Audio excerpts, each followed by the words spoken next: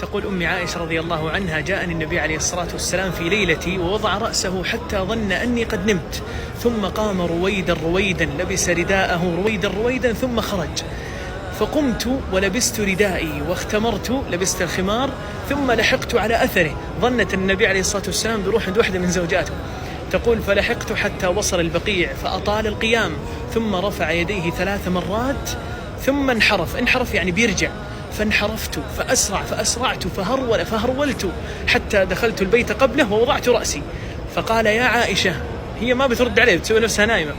فقال: يا عائشة يا عائشة، ما لي أراك حشيا رابية. حشيا رابية يعني تاخذين نفس كذا بسرعة، يعني سويتي شيء، في جهد سويتيه. قلت: لا شيء. قال: يا عائشة لتخبريني أو ليخبرني اللطيف الخبير. فقالت عائشة: يا رسول الله لحقت بك، وأعطته الخبر. فجاء إليها النبي عليه الصلاة والسلام وضربها ضربا ممازحا على صدرها وقال: يا عائشة أتخافين أن يحيف الله عليك ورسوله؟ لقد جاءني جبريل ولم يستطع الدخول، فقد وضعت ثيابك.